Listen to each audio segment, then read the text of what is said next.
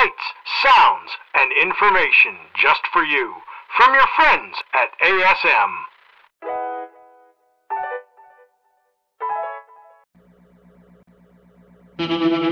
Welcome to the turn of night.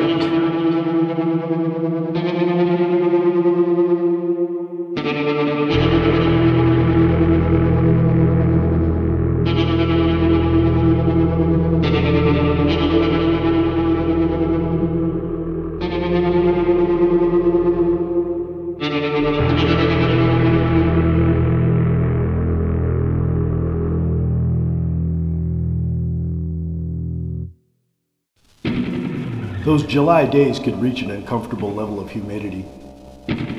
With the back of the houses along the road providing some shade, it was an ideal spot for barbecuing, picnic tables, and long enough to put a small pool with a bit of sun, depending on the time of day. Our new neighbors, a couple in their 30s, hadn't been there more than a few months. It was still a bit chilly when they moved in, and they'd be bundled as though it was midwinter when others started to wear lighter jackets. They didn't speak much to anyone, but that's their business. Of course, once the summer came along, they began to socialize a bit with the rest of us.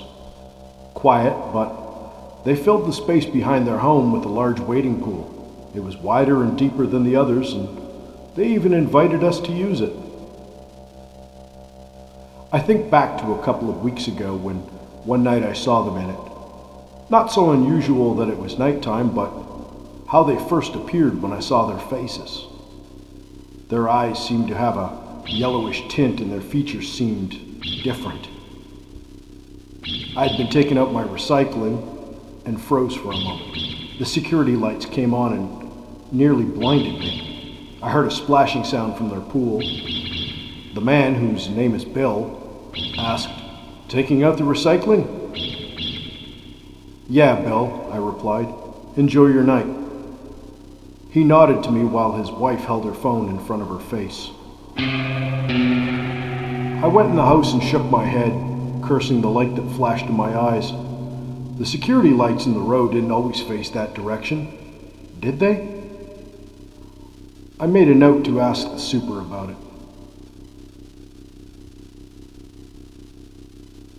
A day later, I was walking along the street where I lived and carried my groceries.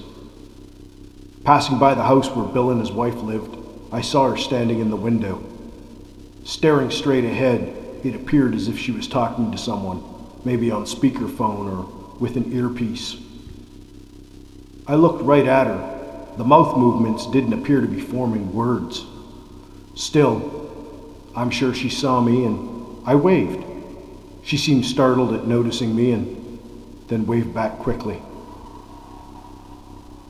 A few days later, there was a city-funded street party on my block. Having to work, I would at least be able to make the evening portion of the event. Bands, vendors, food trucks, the works. I had come in through the parking lot of the row and was cutting through the yards to get to my place.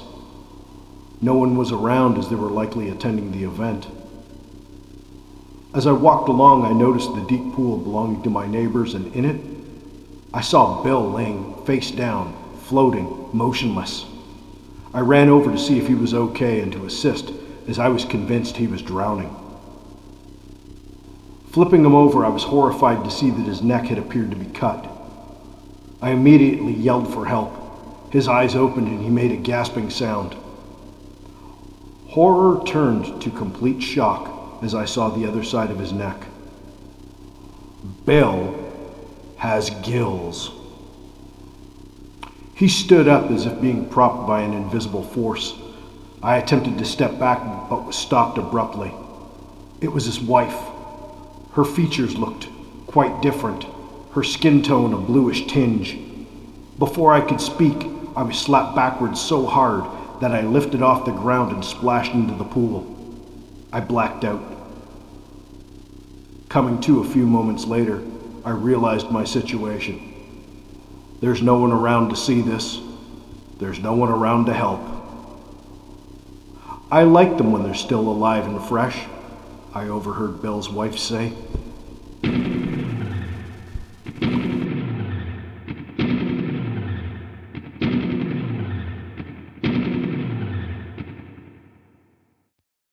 The lights are on as the evening shadows are creeping in. Hopefully, you won't get caught in the turn of night.